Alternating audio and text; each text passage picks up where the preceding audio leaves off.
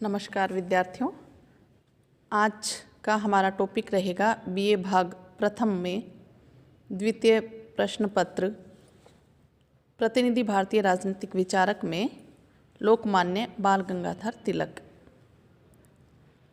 लोकमान्य बाल गंगाधर तिलक, जैसा कि हम सभी जानते हैं, स्वतंत्रता आंदोलन के जनक के रूप में इन्हें जाना जाता है। वे प्रार्थना पत्र, स्मृति पत्र और प्रतिनिधि मंडल के मार्ग को अपनाकर भारत के लिए वैधानिक सुधार प्राप्त करना चाहते थे, लेकिन 1905 के आसपास कांग्रेस और भारत के सार्वजनिक जीवन में उग्र राष्ट्रवादी धारा का उदय हुआ। उग्र राष्ट्रवादी धारा का उद्देश्य भारत के लिए किन्हीं वैधानिक सुधारों को प्राप्त करना नहीं, वरन देश के लिए पूर्ण स्वतंत्रता प्राप्त करना था। और उनका विचार था कि देश के लिए पूर्ण स्वतंत्रता के इस लक्ष्य को जन आंदोलन का मार्ग अपनाकर ही प्राप्त किया जा सकता है। उग्र राष्ट्रवादी धारा का नेतृत्व बाल गंगाधर तिलक, लाला लाजपत राय, विपिन चंद्र पाल अर्थात बाल, लाल और पाल की त्रिमूर्ति और अरविंद घोष कर रहे थे। तिलक इनमें निश्चित रूप से सबसे अधिक प्रमुख नेता थे और उन्होंने उदारवादियों के वैधानिक आंदोलन को एक वास्तविक राष्ट्रीय आंदोलन और जन आंदोलन के रूप में परिवर्तित कर दिया। 23 जुलाई 1856 ईस्वी को बाल गंगाधर तिलक का जन्म हुआ था भारत के पश्चिमी तट पर कोंकण जिले में रत्नागिरी नामक स्थान पर। और जिस परिवार में उनका जन्म हुआ वह अपनी धार्मिकता, विद्वता तथा कर्मकांड में आस्था के लिए विख्यात था। तिलक का पालन पोषण इसी वातावरण में हुआ। उनके पिता एक शिक्षक तथा संस्कृत के प्रकांड विद्वान थे। उन्होंने अपने पुत्र को संस्कृत तथा गणित का अच्छा ज्ञान भी करवा दिया था। स्कूल जीवन में तिलक ने अनेक अवसरों पर निर्भयता तथा सत्य का परिचय भी दिया था। 1877 में उन्होंने बीए की परीक्षा उत्तीर्ण की और उन्होंने एक बहुत ही महत्वपूर्ण बात कही, जिसमें उन्होंने अपने मित्रों से कहा कि मैं अपना जीवन अपने देश में नव जागरण के कार्य में लगाना चाहता हूँ और मेरा विचार है कि इस कार्य के लिए साहित्य अथवा विज्ञान की किसी उपाधि की अपेक्षा कानून का ज्ञान अधिक उपयोगी होगा और मैं एक ऐसे जीवन की कल्पना नहीं कर सकता जिसमें कि मुझको अंग्रेज शासकों के साथ संघर्ष न करना पड़े। शिक्षा प्रसार का कार्य और चाहे वो हम किसी भी महत्वपूर्ण सुधार की बात करें तो तिलक का नाम सबसे पहले आता है। तिलक तथा उनके कॉलेज के साथी गोपालराव आगरकर दोनों इस परिणाम पर पहुंचे कि देश की सबसे बड़ी आवश्यकता यथाशीघ्र विदेशी शासन का अंत करना है। इसके लिए जनता में राजनीतिक चेतना भी उत्पन्न की जानी चाहिए और इसका प्रारंभ जनता की शिक्षा से ही संभव हो सकता है। 1880 ईस्वी में पूना में न्यू इंग्लिश स्कूल की स्थापना की उन्होंने अपने मित्र चिपलूणकर, आगरकर तथा नामजोशी के साथ मिलकर, और वो बहुत ही महत्वपूर्ण कार्य उनका था। केसरी और मराठा का प्रकाशन इतिहास के अपने अध्ययन के आधार पर तिलक इस परिणाम पर पहुँचे कि जन साधारण के सहयोग तथा सहायता के बिना कोई भी क्रांति सफल नहीं हो सकती। अतः अपने मित्र आगरकर के साथ मिलकर उन्होंने 2 साप्ताहिक पत्रों मराठी भाषा में केसरी और अंग्रेजी भाषा में मराठा का प्रकाशन प्रारंभ किया। 1885 से 90 के वर्षों की कांग्रेस के प्रमुख नेता थे फिरोज शाह मेहता, गोपाल कृष्ण गोखले, सुरेंद्र नाथ बनर्जी, दिनशा वाचा, रासबिहारी बोस और लाल मोहन घोष। ये व्यक्ति भारत के साथ अंग्रेजों के इस संबंध को वरदान समझते थे, अंग्रेजों की न्याय भावना में गहरा विश्वास रखते थे और प्रार्थना तथा याचिका की पद्धति को उचित समझते थे। तिलक सर्वप्रथम 1889 में कांग्रेस अधिवेशन में सम्मिलित हुए और उन्होंने देश की सामान्य जनता को कांग्रेस के साथ जोड़ने तथा कांग्रेस को निरंतर सक्रिय संस्था बनाने पर जोर दिया। 19 दिसंबर 1893 के केसरी में तिलक ने स्पष्ट घोषणा भी की कि भारत में अंग्रेज नौकरशाही से अनुनय विनय करके हम कुछ भी प्राप्त नहीं कर सकते। ऐसा प्रयास करना तो एक पत्थर की दीवार से सिर टकराने के समान है। तो इस तरह उन्होंने पुरजोर विरोध किया अंग्रेजी शासकों का।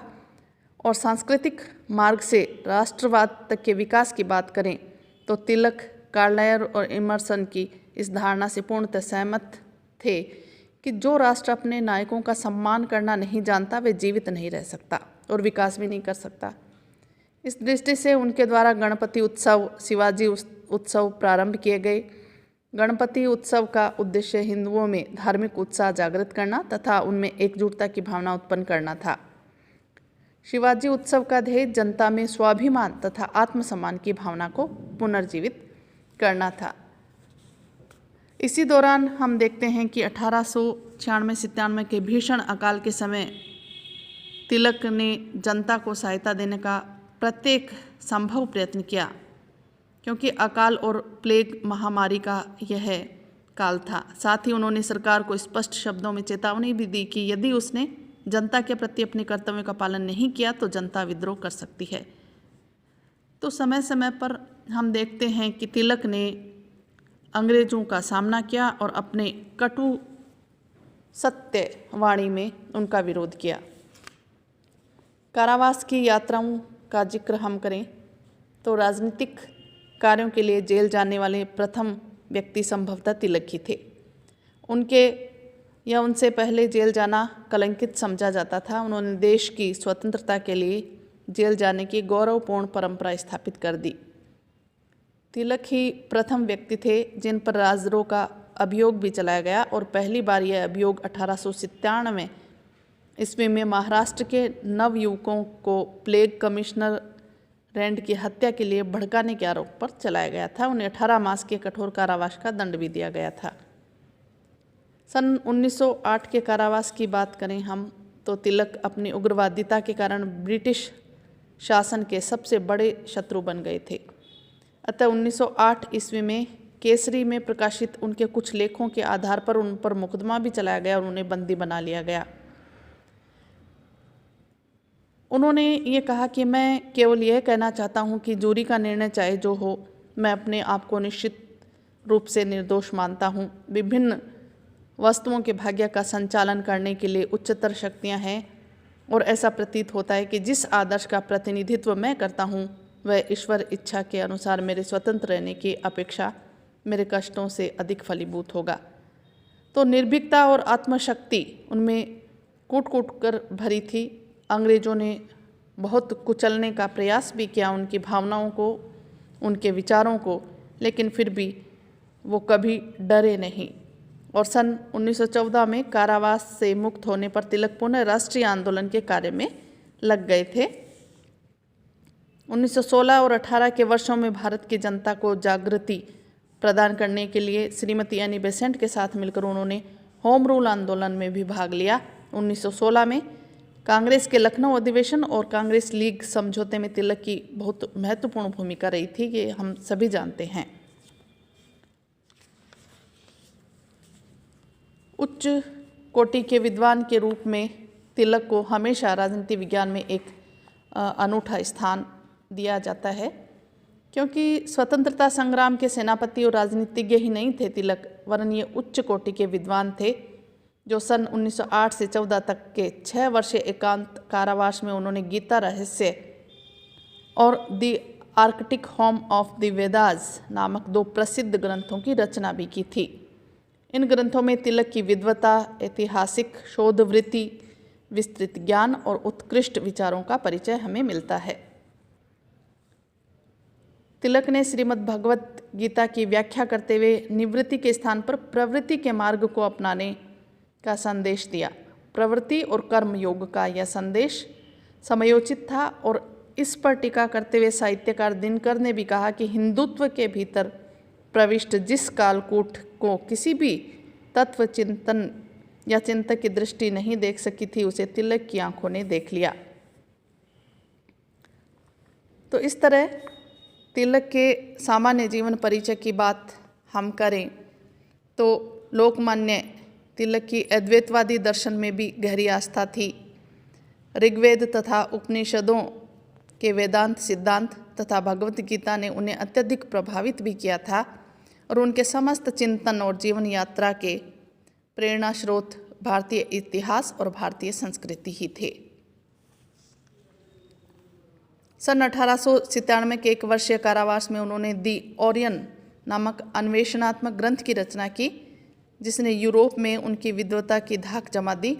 अपनी एक अन्य रचना वैदिक क्रोनोलॉजी एंड वेदांग ज्योतिष में तिलक ने यह सिद्ध करने का प्रयास भी किया कि ऋग्वेद का काल ईसा से 4000 वर्ष पूर्व का था।